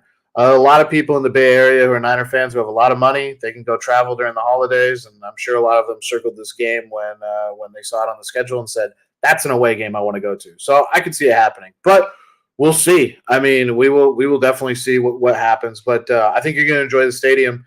But it is awful rotten that the Raiders are going to be going in there with one hand tied behind their back on purpose. Yeah, it's going to be difficult for Jarrett Stidham to do much against that defense. And I give full props to the Niners. They right now are the hottest team going into the playoffs. I think that on paper right now they look better than the Philadelphia Eagles. But again, the Brock Purdy stuff, I don't really know what to expect in the postseason. You're hearing stuff about, could Jimmy Garoppolo possibly come back for an NFC Championship game or even the Super Bowl? I don't know. And I don't know about Brock Purdy. in the playoffs, I do think that he could be your long-term future as the quarterback of the Niners. We'll see about the situation with Trey Lance. But just talking about last game against the Washington Commanders, I thought the Commanders were actually going to win that game, just given that Brock Purdy hasn't really been tested as far as a great defense yet. And he played great again. He's just put in a fantastic situation with the 49ers. George Kittle has found the end zone now. I mean, he's scored 4 touchdowns the last 2 games, and his career high is 2 touchdowns before that. So he's doing a fantastic job, or 2 touchdowns in 1 game, I should say. Yeah, but he went off, man. I mean, over 100 yards. He's looking like George Kittle of old. No, yeah, he definitely is, and they're incorporating him more in the offense now. And he's already been incorporated in the offense, but now he's scoring.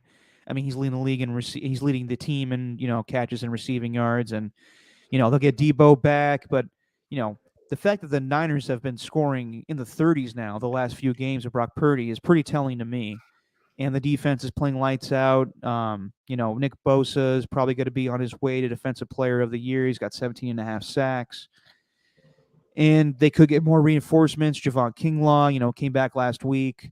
Debo Samuel will be back in a couple of weeks. I don't know if he'll be playing in the Raider game. I think it'd just be smart for the Niners at this point to play him in the playoffs. Elijah Mitchell's going to add to the backfield too. So they're in a great spot. It's just the quarterback situation that I don't really know about as far as, it's a lot to ask Brock Purdy, and he's doing a fantastic job, not taking anything away from him. But yeah, keep going. Sorry, Derek. No, sorry. I say, to expect him to win the Super Bowl is a lot to ask. No one's ever done this before, and that may just be on me and most people thinking about the history of this game and that not, coming to fruition for any rookie. But I think it's going to be really tough. I do, despite the fact that I think the Niners are still the best team in the NFC. If Jimmy Garoppolo was healthy, I think that they're the Super Bowl favorite right now. But I would agree with that. Given the situation, I see it in my mind, the NFC Championship game between the Niners and Eagles, and I see Brock Purdy having a hard time with that Philadelphia pass rush. At the same time, I see the same thing for Jalen Hurts if he's healthy. So I tend to agree with you, Derek, on this because Brock Purdy has done an excellent job coming in what looked like, oh my gosh, this is a situation he has to step into. Yeah. He was not even expected to be, anywhere near the depth chart when the season started. But he comes in and they're able to rattle off wins, and not just win, but they hang 30-plus on Miami, 30-plus on Tampa, and then now in Washington. They're in a dogfight with Seattle. In Seattle, that's a rivalry game Thursday, whatever. It's a tough game, but if you look at that game for the most part. Oh no. It was closer on the scoreboard than when it looked because Seattle has a lot of pride in what they're going to do, and yep. Not that the other teams don't, but Tampa didn't certainly seem to care very much during that game. But what's interesting is outside of the Miami game, they did and when I say they, I mean the coaching staff, Shanahan especially, the head coach, and the man who masters the entire offense for everybody else, they've done a great job protecting Brock Purdy. He threw 37 passes against Miami, and this is what I was saying. I was like, man, how many passes did he throw against Miami? Because it seemed like a whole lot more than he has over the past 3 weeks. And it is 21 against Tampa Bay, 26 against Seattle, and then just 22 against Washington. And I go, man, that's a great strategy. That's a great recipe with a young, unproven quarterback, although he's starting to prove himself now. For sure, but that's a really good way to ease him into things. But then I lean to where you are, Derek, where I go, man, what's this look like in the divisional round or the NFC Championship? And can you protect a guy that long, even with a defense this elite? And I think when you go against a team like the Eagles or someone else like that who has a very good defense and also some very good playmakers on offense, it's like, shoot, Brock, we're going to need you to throw maybe not 37 times, but probably at least 30. Because we just can't 30 we can't for pretend 30? 30 for Purdy. I like that. And then the 30 for 30. So exactly on Brock Purdy after he wins the Super Bowl. A great documentary. It will be. And but if he wins the Super Bowl, it'd be amazing. But I just don't know. I just don't know if they can protect him that deep into the playoffs like that. He's gonna have to be exposed a little bit in terms of throwing the ball like he did against Miami. And it's going to be hard against some of the better defenses. I mean, imagine if he has to play Dallas or something like that. A guy like, with the defensive talent that they have, like in their front, like just breathing down his neck all day. Not that the Niners can't protect him, but it could be very tough.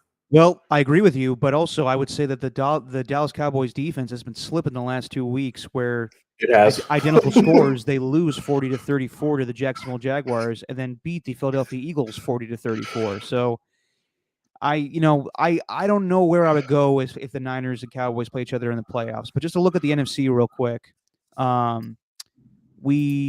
This past week we had the Christmas Eve games and we had the Christmas Day games. And let me just say this real quick, too. If you saw the ratings for the Christmas Day games, the NFL is not going away on Christmas Day. That's going to be a staple going forward, in my opinion. You're going to have probably 3 games going forward on that day, maybe 2. It depends on the day of the year. But, although you know what? Christmas changes every year as far as the day. So that may not be an NFL thing all the time. But when they can do it, they'll do it because everything, especially when it's on a Sunday too, it doesn't matter. But everything's closed. Next year will be on a Monday, so at the most we're probably going to have, or probably at the least we're probably going to have 2 games on Monday, maybe 3. Who knows? Yeah. But I mean, like you compare the NBA ratings to the NFL ratings. The NFL now is moving in on. I mean, they're the mafia at this point. If they could see an opening, they're going to take it and take it right under you. So I feel bad for the NBA because that was their day and it was an afterthought. I didn't even know about the other games that were going on that day. Just watched a little bit of the Warriors and the Grizzlies, and I'm glad the Warriors got that win, and they're struggling right now against the Utah Jazz. We'll give you that final score if we're still on while that happens. But yeah, NFL is here to rule on Christmas and every holiday going forward. But just as far as the scores from this past week, thing that we haven't been talking about on this podcast, at least, is the demise of the Tennessee Titans losing 5 in a row, and the start of the Jacksonville Jaguars. I thought that they were going to carry over. Like the Jaguars are pretty much what I thought the Raiders were going to be at some point this season. Maybe not a playoff team, but you show a little growth of what's going to come in the upcoming years. And Doug Peterson was a Super Bowl winning coach. And they're playing great. They've won, I believe, 4 in a row or 3 in a row, whatever it is. They're on the cusp of winning the AFC South. And now that the Titans are going to be without Ryan Tannehill for the rest of the regular season and most likely postseason, if they get to that point, they're playing with a rookie quarterback. Derrick Henry, your guy, Alon, is not going to play on Thursday. It sounds like he's doubtful. And the Jaguars have the Titans at the end of the year, and they have the Texans this upcoming week. I think it's going to be the Jaguars as the AFC South representative, and I think that's a good stepping stone. I mean, it's crazy that they're going to be able to say that their first season, learning everything, they've won the division, and Trevor Lawrence will be off to a great start in his career with Doug Peterson. It's awesome to see a brand new coach who knows offense and everything come in and elevate players that he has on his roster. Haven't seen that out of 2 organizations in the AFC West, one being the Denver Broncos and the other being the Las Vegas Raiders. But definitely have seen it in the AFC South out of the Jacksonville Jaguars. There's very possibly a scenario where, Jacksonville beats Houston and then Tennessee, beats the Chargers. Not the Chargers, beats the Dallas Cowboys, and then they're playing for all the chips, last game of the season, something like that. But well, it turns out that basically these games this week don't really matter. So the Titans could still lose on Thursday and potentially win the division. Yes, they could, but I'm just assuming both teams will probably win. But even the Titans without Derrick Henry. They could. I mean, they could do it because Dallas, like you said, has just been Swiss cheese on defense. But then again, Tennessee. I mean, do you think 6 in a row is going to be? That's a lot of games to lose in a row, and I don't know if Mike Vrabel will let that happen. But I mean, it's just the fact that Malik Willis is such a rookie, and he's still learning a lot. Here's the really I guess the kicker for me with Tennessee, because I didn't see their fall off coming like this, because they had lost 5, obviously they've lost 5 in a row, and it started with Cincinnati, then Philly, then Jacksonville, LA, the Chargers that is, and then Houston. So the first 2 games of that losing streak, Derrick Henry has 17 rushes, 38 yards, 11 rushes, 30 yards. The 2 games previous to that, he didn't go over 100 yards either, but they won both of them. the last 3 games, he's going over 100 yards and just really tearing defenses apart on the ground. And that's usually their winning formula. They come up empty, no dice on all 3 of those games. So it's like, what else do they have to do to win? And now they might not have the pieces in place to really go forward and make a competitive fight out of it. That is true, Derek. Because when you take Malik Willis into account, you go, yeah, he can be dynamic, but he's a rookie and he's not going to have their best player on the team play probably. Well, that's the reason I thought they lost the game against Kansas City earlier this year. Was they played great defensively and they played great on the ground, but they didn't muster up enough points to beat Kansas City in the end. And I think that's what they're going through right now, is that they are so one-dimensional as a run offense that they just don't put up the points that they need to compete in the NFL these days. And I know that the Niners have a fantastic defense, but that's, in my opinion, an anomaly in the league right now, where you're not going to have a team that just totally either shuts you out every week or limits you to less than 17 points a game. So they're a little different. The Niners are. They 100%. They shut you down and they take the ball away. Yeah. Like, they do both things. They don't give up a lot of yards and they take the ball out of your hands and they don't score points. It's incredible.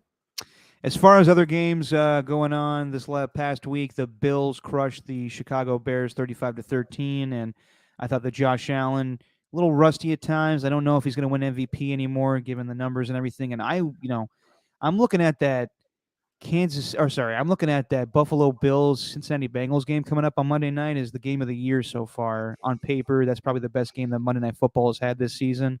And I could easily see, I've been rooting for the Bills all season. I kind of want to see, it sucks about Von Miller, and I kind of want to see Josh Allen finally get his and get past the Chiefs and everything.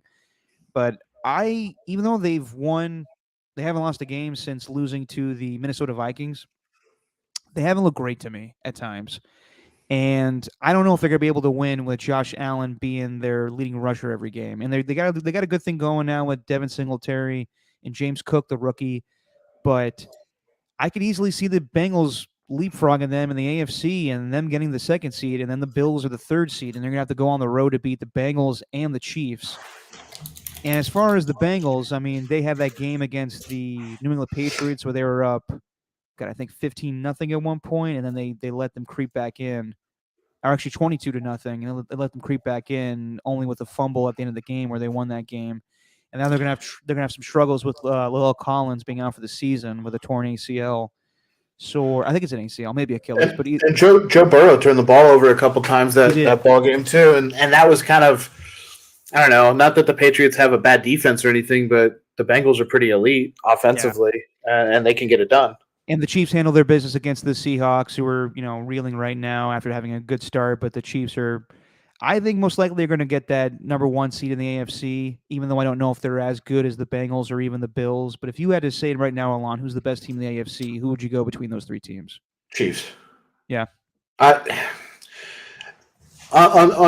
With regards to the number 1 overall seed in the AFC, I think they have the easiest path, especially if we just look at, let's just say this was old school.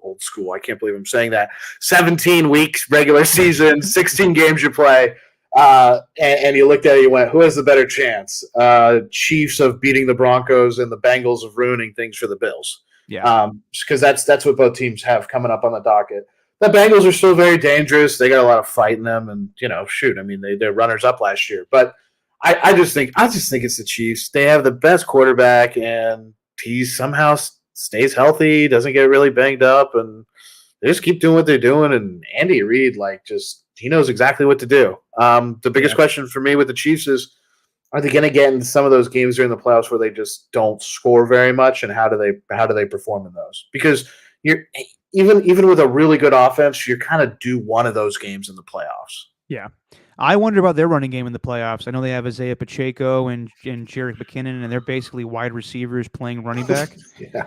But let's see how they run in the playoffs, because, that's the issue I have with the Bills right now, where, yes, the Devin Singletary and James Cook are playing well at the moment. They're kind of doing a 1-2 punch thing. Their style of play doesn't really translate to their weather conditions. And I wonder about that with the Chiefs sometimes, even though that they have a high-flying offense.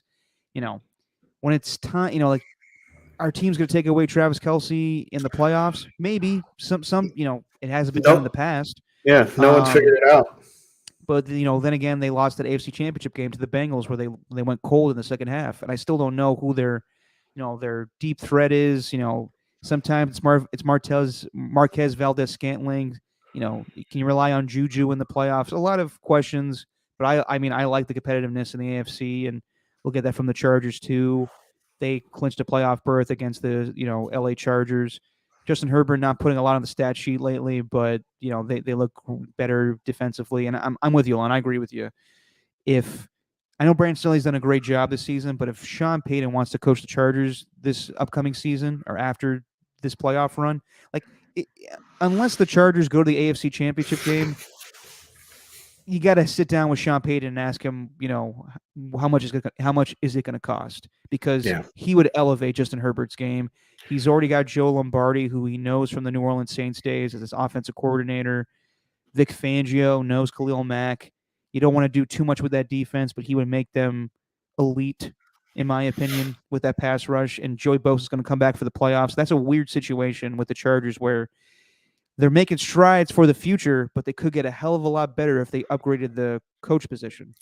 I think if you're looking long-term picture, way down the runway here, you have to operate under the presupposition that the Chargers don't win the Super Bowl. Okay, so the Chargers don't win the Super Bowl in this scenario. Best case scenario is they have the playoffs, they win a game or they lose a game, doesn't matter. And you go, hey, thanks, Brandon, for getting us here. Sean Payton, you're coming in with Vic, and we got all the pieces for you. Maybe you need some new wide receivers, a couple of them, and maybe a guard or two, or some type of offensive line help. But that's really about it. Otherwise, you got really good pass rush. You got just a fast defense that can kind of have its way with other teams, and you have Mahomes is the best quarterback in the NFL. Justin Herbert might be like the craziest in terms of just all the different things he can do. He's tough as nails. He can run. He can take hits. He can throw the ball 90 yards, it seems like. So, yeah, and we were talking about this earlier with Steven. It's not that Brandon Staley has done a bad job. In fact, he's done a good job. He took a scenario. Basically, he's in the same scenario this year that he was last year. Said he made a few tweaks to his coaching game, and they're in the playoffs now this year instead of missing the playoffs by a game last year. So, congrats to him, but you don't give up the opportunity to get a Hall of Fame, in my opinion, Hall of Fame coach like Sean Payton, who will take Justin Herbert, and it'll be like when Tom Brady went to Tampa after hanging around in New England for a little bit. I mean, you're going to see crazy touchdown numbers, in my opinion. I kind of compared it to but when the Rams went to the playoffs with Jared Goff and said, all right, we could do better. Yeah. It's kind of like with Mark Jackson, taking the Warriors to where they were, and then we could do better than this against Steve Kerr. I'll wait to see what happens. I have a hard time believing that Sean Payton would want to go coach Russell Wilson of the Broncos. And plus, Vic Fangio was the head coach of the Broncos, so he won't get him as defensive coordinator. I can't see anywhere else being a good spot for Sean Payton besides the LA Chargers. Now, it won't be cheap because he's still under contract with the Saints. You have to give up a draft pick to get him, but I think it'd be worth it. The only other team outside of those teams that I think are even serious contenders, and this is if they wanted to be, would be the Dallas Cowboys. Yeah, because they have the ultimate placeholder in terms of a competent coach, but I don't know. You can do better than Mike McCarthy. He's consistent, but you can do better than him. You could, and I could see them making a switch if they don't do well in the playoffs too. I mean, yeah, we've always heard rumors about Sean Payton going to the Cowboys too. Then does that leave the door open then for Dan Quinn to leave and for Kellen Moore to leave? Probably. Yeah, probably. But if he can bring along Vic Fangio, I mean that's kind of cool. So that works. You probably put Micah Parsons as a 3-4 outside linebacker, and he would thrive at that position. Yeah, and he would annihilate the opposing team's tight end or their weakest tackle every week. Yeah. That coincides with Nathaniel Hackett getting fired the day after Christmas when the Broncos gave up 51 points to the LA Rams, who it felt like they scored, they scored their season total in points that day with Baker Mayfield at quarterback. And yeah, I mean, Nathaniel Hackett, like the whole AFC West, besides the Chiefs and Chargers, and maybe even the Chargers a little bit, just feel like a disappointment as far as what we thought what we thought this division was going to be. I mean, Russell Wilson, that trade looks terrible at the moment, but we'll see what the next coach does to get him to resurrect his career. But yeah, Nathaniel Hackett from the get go, that first opening night game against the Seahawks, he looked lost as far as clock management. The offense is the worst in football. He's supposed to be the guy that, comes over and gets the offense going, working with Aaron Rodgers. I wonder if he joins the Packers now, if they make a playoff run. But yeah, sad for Nathaniel Hackett, but not surprised whatsoever that he doesn't finish even his first year as Broncos head coach. I thought that they were going to be the dark horse, boogeyman, scary team of the AFC. I was like, whoa. They have Russell Wilson. They have good players on defense, and even if the coach is not amazing, they should be able to get some productive things done. And I sound like a broken record, but it is the clunkiest offense that I have seen in a long time with good players, with a good quarterback. That's the thing. Like, I cannot think of an offense that just looked more out of sync, more dysfunctional than this 2022 Denver Broncos offense. And some people are like, "Oh, it's because Russell Wilson's old. He's not as physically gifted as he used to be," and all that stuff. And I go, that guy can still throw the ball. It's not just that; it's everything, and nothing is working correctly over there. And for that reason, back to the Sean Payton thing, I don't think he wants to get himself in that mess. No, I don't think so either. And yeah, he's not into the idea of resurrecting someone's career. He's probably just looking to take a young quarterback like a Justin Herbert and elevating his career. Yeah. So that's what I think could happen. As far as the other big game that happened this past week, Christmas Eve, Dallas Cowboys, Philadelphia Eagles. Cowboys still have a small chance to win the NFC East. I mean, that could happen if the Eagles lose out here. And, we'll see what happens with Jalen Hurts. There was a rumor initially that he broke his collarbone, but that went away, sprained shoulder. We'll see if he plays this week against the New Orleans Saints. I think that Gardner Minshew looked fine. Not great, but he looked fine in that game against the Dallas Cowboys. And, it was a shootout. It started off with Dak Prescott throwing a pick six to a defensive lineman and Josh Sweat. The Eagles are a little banged up defensively. I think they really miss Chauncey Gardner-Johnson at safety. They have all the pass rush they need, but as far as the secondary, which is a little surprising at the moment with having James Bradbury and Darius Slay, they're getting torched. But I think they really miss having some safety help with Chauncey Gardner-Johnson. And that was a fun game to watch. But I have question marks with both teams defensively. And if Jalen Hurts, is going to come back in the regular season, I think that Gardner Minshew could easily beat the Saints this week. But, if it's going to be a problem that goes into the playoffs and, you won't have Jalen Hurts probably until the playoffs. And if they're the number one seed, then he'll get a bye and you worry about him being rusty. But yeah, I mean, that was a fun game to watch. And I think the Eagles and Cowboys will be entertaining teams in the NFC. But just watching that game and the amount of points that they gave up, I don't know if the Niners were fully healthy, if they would beat them. But considering the quarterback situation, maybe they do. So with the Eagles, I kind of looked at all the teams in the hunt and then obviously the teams that clinch a playoff spot. And you got to think, so let's just say Jalen Hurts is not going to play for a little while, and they got to roll with Gardner Minshew. Out of the top four teams right now, so that would be the Eagles, the Vikings, Niners, Cowboys. The Bucks are technically would be the 4th seed if the season ended today, but they're not the best. They're not the 4th best team in the NFC. But anyway, which of those teams, which of those other teams would the Eagles beat with Gardner Minshew as a quarterback? Maybe the Cowboys because they got close. You could say that.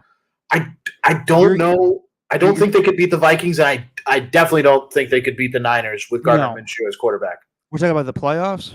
Talking about in the playoffs, yeah. Well, yeah, obviously. No, they need Jalen Hurts in order to go to the Super Bowl. So I think Jalen Hurts, when he comes back, hopefully he's completely healthy. That's good for the Eagles. But you know what? If it's Gardner Minshew versus Brock Purdy, and Brock Purdy's got to win on the road against the Eagles defense, I say TBD at the moment. It's all moot. It's all moot if Jalen Hurts comes back for the playoffs. But if they have the role with Jimmy, I don't think that's going to be an issue. I think that Jalen Hurts will come back for the postseason. Okay, but Gardner Minshew is able to run that offense a little bit. No, he can, and he was playing very inspired football. Like he had a heavy heart that game because his former coach Mike Leach had just passed away, and rest in peace. Well, yeah, I mean that was really tough on him, and he propelled Gardner Minshew into becoming Minshew mania and all the crazy stuff about Gardner Minshew with the mustache and everything. But the Eagles, I think, are better than every other team in the NFC except for one, and that one. Yeah, it's the San Francisco 49ers. Even with Brock Purdy, I think the Niners can beat them. I just think the Niners have what it takes to beat a team like the Eagles. I think they have what it takes. Even on the road in Philly. Even on the road in Philly. That's how good I think the Niners defense is. I mean, that's how good they've shown they are. They're just insane. So even with Brock Purdy, would you take them as a Super Bowl favorites right now? I would take them as a favorite to make the Super Bowl out of the NFC, so I'd take them as NFC favorites. But if they end up, yeah. Well, my question to you is, if they got to the Super Bowl and had to face any of the high-profile quarterbacks in the AFC, do you give the edge to the AFC team because of their quarterback situation over that defense even? I would give the edge to only two teams in the AFC, and it's the top two teams in the AFC, the Bills and the Chiefs. Yeah. Not even the Bengals? Nope. I think the Niners would shut the Bengals down. Okay. I think they would do enough, and I think the Niners' offense is good enough to score on the Bengals' defense. Let me ask you this question. Vikings win a close game again against the New York Giants thanks to a 61-yard field goal. And Vikings have shown that they are not the best team, but they're probably the most resilient team in football this season, in my opinion. They come back down 33 points at the Colts. They didn't give up in that game against the Bills. They stay alive and win that game against the Giants. I know that they have a not great, points against margin, all that shit. Do you think that maybe all these close games are benefiting the Vikings in the long run when it comes to the playoffs? Because it's not so much the teams that are so dominant in the regular season. It's the teams that can play competitive throughout the season, and then it's like nothing to them when it comes to the playoffs. Now, I know that they're not the most talented team on defense, and they have their flaws, but the fact that they have persevered in most of the games that they've played, I still think the Niners and the Eagles are better teams than the Vikings, but I think that that's still pretty interesting as far as them being a playoff team going forward. Better might not matter. And I don't want to call what the Vikings have luck either. It's grit. It's grit. Yeah. It's intensity. It's never say die attitude. It's Kirk Cousins throwing the ball nearly 50 times this past week and not turning it over and throwing 3 touchdowns. Like that's what they're winning with at times. That's what they're doing. And they have something that no other team in the NFC for sure has. With Justin Jefferson. Yeah, well, they do. They have an unstoppable weapon. I mean, it's pretty. It's the last time. So when I watched Justin Jefferson play, I'm like, man, is there anybody even close to this in the last few years? And I'm like, I guess Cooper Kupp, but it's totally different. It's completely different. Justin Jefferson. I mean, the last time there was a receiver that dominant for the Vikings, he ended up going to the Hall of Fame. It was Randy Moss. So. I mean, that's just gives you an idea of the things that Justin Jefferson's doing. And it's not just he's getting one big play here or there. It's volume catching the ball while also getting a ton of yards and scoring points. So the Vikings, are they the best team? I agree with you, Derek. No, they're not. But they're definitely the third best team. I put them right there behind the Niners and the Eagles, even though the Eagles are number one. I just think the Niners are better than them. But the Vikings, does it help them to play these close games going into the playoffs? I think it makes them a dangerous team. Yes, I think it makes them dangerous, and I think it makes them dangerous for the reason of you could get up on them by 10 points, let's say, and then in the playoffs, that's a big lead. Say you're up by them 10 points, 11 minutes left in the fourth quarter, and Captain Kirk Cousins could just come out and throw it up to Jefferson, or they could get a crazy pick or stop on defense or something like that, and all of a sudden you're down by 3 points, chasing the game and trying to go pull it out. And they know exactly. They've been in that situation all year, and they've won 12 games doing it. So, If there's one team you don't want to get into a dogfight with, really having everything come down to the last few seconds, it's got to be the Vikings. They're what I thought the Broncos would be this year for the AFC. Yeah. They're a very scary team that will fight you tooth and nail. I thought the Broncos would do that. That didn't happen. Yeah. As far as the other NFC teams, as far as the wild cards, currently you would have the Dallas Cowboys, who I think is going to be that wild card team. And then you got teams like the New York Giants and the Washington Commanders, and now even the Green Bay Packers, who, with a win over the Miami Dolphins, now sets themselves up pretty well for possibly making the playoffs. The tie, I think, helps the Commanders to make a playoff appearance, but they're going back to Carson Wentz, as we said earlier. So interesting to see what happens there. I think the Dallas Cowboys are the strongest team amongst those wildcard teams currently. I'm not buying yet the Green Bay Packers as a playoff team. I think they just have too much to overcome in the next 2 weeks. They got to beat the Vikings, who I think they very well could, but I think just the other wins that the Giants and the Commanders have will kind of hurt them in the end. The Commanders play the Browns and the Cowboys, and at that point, maybe the Cowboys have nothing to play for if the Eagles lock up the NFC East. So I'm potentially seeing all the NFC East teams make the playoffs, and the Green Bay Packers looking outside in. But as far as that game against the Dolphins, you saw Aaron Rodgers look like, not his old self, but pretty well. Close. And yeah, I mean, they're playing well right now. Defense is playing a lot better than in weeks past. Tua Tagovailoa did not look good. Threw 3 interceptions. He's struggled in the last 4 games. They're on a 4-game losing streak. We'll see if they make the playoffs. They most likely have to play the New England Patriots this week without Tua, given the concussion protocol again that he's going into. It's potentially his 3rd suffered concussion this year, which is terrible. But also, I don't like, I want to get your opinion about this, Alon, because you watched him at Alabama. And I thought that he's having a really good season this year, with the exception of a few terrible games here or there. We'll see if he plays again this season. I think if he has the opportunity to play again this season, he should. And that's his right as an NFL player.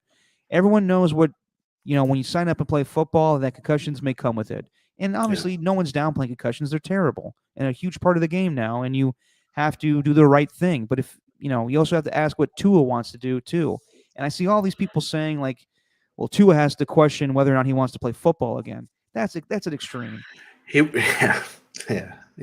wouldn't have 3 concussions already if he didn't want to keep playing football. If concussions were a factor, he would have stopped after 1, maybe 2. But I mean, I agree with you, Derek. I don't like when people, especially media or people from the outside, are like, well, he's really got to look himself in the mirror and say, is this what I want to do? And it's like, the guy has been a football player his entire life, and he's succeeded at some of the highest levels so far. So, I mean, to prognosticate about it, what a guy should or shouldn't do, like, that's what he wants. That's what he loves to do. He loves being a quarterback right now for the Miami Dolphins. And concussions are important. That's why they have the neuroscientist people on the sidelines now and all this stuff. And yeah, it's bad, and you don't want to see someone end up suffering from CTE way down the line, or getting punch drunk, or as they used to call it, stuff like that. So yeah, it's bad, but I don't know. How about this? How about the helmet manufacturer? How about the NFL start adopting the newest helmet every single year and just tell the player, sorry, that's what you have to wear. It's the safest helmet. I mean, if they really cared about it, they would do stuff like that. They don't do that. Are you talking about the Guardian cap that they wear? Sure. Well, that looks goofy, so I don't really. I'm not saying they have to wear that Guardian cap, but helmet technology changes nearly on a yearly basis. There's always new good things coming out.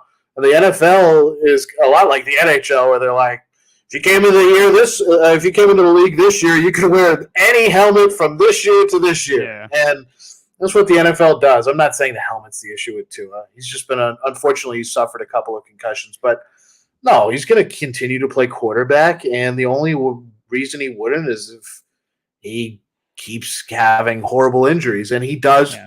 One thing about Tua, he does have an injury history, and they're different injuries. A hip, now concussions, so, Yeah, and I feel bad for him, but hopefully he's been playing well this season. I would hate to see that he's not able to take this team to the playoffs or play in a playoff game. But these things happen. But I don't think anyone should make judgments on him as far as his career going forward. Um, It's a even foolish thing to do. Yeah. Dante Whitner is filled in this week on KMBR, and it's been interesting to hear his perspective on things. We asked him about the Derwin James hit on Ashton Doolin on Monday night, and initially I saw that hit and I was like, "Ooh, that's pretty vicious." But also, that's what Ronnie Lott did. That's what Ronnie Harrison did. That's what Dante Whitner did. We did. Yeah. And I thought, it wasn't a straight helmet to helmet hit. Yes, he was trying to lay the guy out. I don't know if an ejection needs to be done there, but I guess that's the NFL now. But Dante, Kerry Crowley was hosting the show, and Kerry asked him, what'd you think of that hit? And Dante said, it was the first time I ever thought to myself, like, wow, that guy was straight up trying to hurt the other guy. Mm-hmm. But then he asked him, Kerry then asked, does that make you think about anything that you've done in your past? And Dante goes, hell no. I would have changed a thing in my life. And that's just, I understand that we live in a new day and age in the NFL and you got to look out for player safety, but these guys aren't really thinking about that most of the time. Derwin James is looking to be a safety. What is Derwin supposed to do? What is he supposed to do in that situation? If he doesn't go in full bore like that, I mean, all kinds of things can happen. He could hurt himself if he doesn't go full speed. And he did, but also both guys were in concussion protocol. But it initially looked like he got his shoulder, and then he did lay him out. But it wasn't a straight helmet to helmet. I'm going to knock you right in the head. Like helmets didn't collide. I don't know about that ejection, to be completely honest. To me, those kinds of ejections are always like, wow, that looked really bad. so you're out of here. And everything, in slow motion and everything like that. And it has nothing to do with the spirit or even the letter of the law in terms of the NFL rules. But safety is a hard hitting position. Any position on the defense, potentially, any position in football can be a hard hitting position. I mean, it's a collision sport. It's a sport of aggression and speed, and that's the way it works. And I'm glad to hear that Dante said no, he wouldn't change the way he played any of those downs. And to me, that's the right answer because, even though you have both players getting hurt in this situation because it's such a huge impact, there all kinds of bad things that can happen, not just from a points or a team perspective for you if you're not playing full speed, but you can really hurt yourself if you don't play full speed. I mean, just you can get obliterated by the other guy. All kinds of bad things can happen. So, you feel for the guy for getting ejected, and you hope this is what I think got to happen. If they're going to start going with this college style targeting ejection, big hit, not good, game misconduct, you're out of here kind of thing, I don't want to see the fines ramp up. I do not want to see. I mean, I just want to see it like you're out of here because that was so bad, kind of thing, like that. That you really lit the guy up. I don't want to see players fined for being effective. I just don't. I don't think it's fair to the players. I don't think it's fair to the game. I don't think it's fair to the audience either. And I'm sure if you ask most of the safeties or defensive backs in the league if we could sit down and do that. And if you say, hey, you think you'd be a little lighter sometimes when you come into the box to make a hard tackle or you're outside one-on-one on the edge, they'd say, yeah, and get my own head taken off? No way. And then lastly, one more thing about the helmet-to-helmet stuff. It's not a pure helmet-to-helmet hit or anything like that. But as long as the helmets are as big as they are, there's always going to be helmet-to-helmet contact. Yeah. And it'll always be there if you look in slow motion if someone gets hit up by the shoulder pads. Yeah, so we'll see what happens going forward with Tua and everything with that situation. Hopefully he comes back and plays, but given everything this year, maybe not. But we'll see what happens. Before we get out of here, some big news business-wise for the NFL as far as how we watch games going forward. This year, I've been watching on YouTube TV, and honestly, I have no regrets cutting the cord when it comes to cable. I love YouTube TV. You can watch anything you want as far as sports, anything you need on there. And I've watched NFL Red Zone on YouTube TV this year, and it's been fun. But it is not Andrew Siciliano. Scott Hansen does a fine job as the Red Zone host, but Andrew Siciliano, I think, is 10 times better. And it was officially announced this week that NFL Sunday Ticket will be going to YouTube TV, which I think is a fantastic move.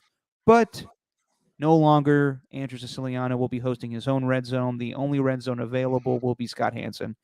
And to me, that is a huge, huge loss because I just prefer Scott. I prefer Andrew Siciliano. I've made that clear over the years. NFL Network produces Scott Hansen's Red Zone, and they do a fine job with the production and everything. But I liked having both as an option. I think it would have been cool to have both as an option for YouTube TV viewers, but I understand that the NFL doesn't want competition with that as far as their new, home of NFL Sunday Ticket. So you will have the opportunity now to watch every out of market game on YouTube TV. I'm sure it's going to be a lot more expensive now to have YouTube TV and have that package. Probably cost you $80, all said and done, but that's much more less expensive than what DirecTV was charging. I remember paying $200 a month when I was in college and having a dish and everything. So I think it's a good move going forward, but I will miss Andrew Siciliano as host of Red Zone. I always liked Siciliano as host of Red Zone. I haven't watched Red Zone in a while, but I've been through seasons where I've had Scott Hansen in Red Zone, and I've been through seasons where I've had Siciliano Red Zone, and I get it. I mean, they're different in how they host the show, even though they're trying to do they're doing the exact same job. It's just different. It's a different style. And hopefully Siciliano now can go get a really good gig where it's not just on Sunday Red Zone, where we can see him, really, I don't know. There's got to be some type of casting job out there where he can do it. I think you're going to see a lot more of Andrew Siciliano on NFL Network. On NFL Network again, yeah. I mean, that would be great. Which is funny in itself because Scott Hansen used to be the NFL Total Access guy, and you don't see him on NFL Network besides NFL Red Zone on Red Zone. Yeah, I feel like that's what happens with some of those Red Zone guys. I mean, if you're working on the Red Zone, it's like that's your whole week, and it's because it's a ton of work jam packed into one day. But regarding the YouTube TV, Google signing this deal with the NFL, it's huge and it's good in a lot of ways. And the best thing about it is, like you said, Derek, you don't have to be subscribed to DirecTV anymore for it. Not that I'm like anti-DirecTV or anything like that, but you don't have to go with satellite. Dish TV or whatever, satellite television in order to get all your NFL out of market games. The other thing about it that's great is because it's with Google, it's going to be available on just about every single device, and you're probably not going to have any issues with it, and you can just log in and watch it. And what I'm really hoping is that because I've read a little bit about it, but I'm hoping there's a package where you can buy it where it's, hey, I don't really want all of YouTube TV. I really just want the NFL Sunday Ticket. Can you just give me that? Yeah, we'll see about that one. That's what I'm waiting for because DirecTV started doing that and kind of bit DirecTV in the ass a little bit because then people stopped getting DirecTV and they're like, yeah, I'll just take the Sunday Ticket then, please. And so I don't know if YouTube TV is going to do the same thing. But, no, it's exciting. It's you know what? It's going to be really nice to have a good NFL Sunday Ticket app on my phone that I can log into at any time. Oh yeah, no, I'm looking forward to it in the years to come. As far as this weekend, though, I will not be watching Red Zone. I'll be hanging out with you in Vegas, and I'm looking forward to it, man. I'm looking forward to hanging out with the Raider fans again. It's been a while since I've conversed and been around Raider Nation, and I know the black hole is not a thing anymore inside Allegiant Stadium, but I'm looking forward to chopping up with the Raider fans, hell, even the Niner fans. And it's going to be interesting to go into Allegiant Stadium for the first time on Sunday. So I'm glad I'll be hanging out with you this weekend, Alon. No, it's going to be a blast, and we'll do all the touristy shit about going to the Torch Bar to go get it because there's a bar around the Torch and do all that stuff. But no, it's going to be good. And you know what? Obviously, I want the Raiders to win. But if the Niners win, which they probably will, I'm not going to be like all super angry either. What I will be angry about is if it is just an absolute stinker of a game on New Year's. I will be pissed about that. I need to prepare myself for the fact that it could possibly be there, and I'm just going to kind of enjoy myself. And it's New Year's Eve in Vegas. How could you have a problem with that? But also just taking it in and see what the Raider Stadium is like, and it's going to be weird for me. Definitely will be weird for me, but I think it's also going to be a good time. So I look forward to that. So no show this Sunday. No, just your pregame show, man. Me and Steven will be back on Wednesday to recap everything that happened in Week 17 and preview all the clinching scenarios that happened for Week 18 and possible playoff previews and whatnot. And we've done a terrible job as far as keeping up with our picks on this show. Steven and I just totally forgot to do anything for last week. So we're going to wait until the last week of the season to do something. And honestly, I'm probably, like every week we do the point spreads and the over-unders. I'm going to do that for real this weekend. We're probably going to the sports book this weekend. So I'll play some bets down and I'll come back and tell you how much money I lost. So or one. You're going to win. You're going to win. I hope so, Alon. But yeah, guys, thank you all for tuning in and or listening if you're listening to the podcast. And, we'll see what happens with Derek Carr and his future with the Raiders. Got a lot more to report with that on this podcast. But, yeah, just kind of a difficult day, honestly, to see Derek Carr's tenure with the Raiders probably come to an end. Yeah, kind of surreal. Not the way you know what? It's not the way you expected it to end. If this was sports radio, it'd be like, it's like when a marriage ends or a bad breakup happens. You see it coming, but when it happens, you're not really ready for it. But yeah, that's basically what happens. So we'll see what the future entails for both parties. Yeah, we'll see what happens this offseason. A lot of interesting stuff with Derek Carr's future, Jimmy Garoppolo's future. So the quarterback carousel will continue to go on this NFL offseason. Everyone enjoy the games this weekend. We'll be back next Wednesday. Alon, if you could do the honors, say what we always say to end this thing. It's just your opinion, man. That's it.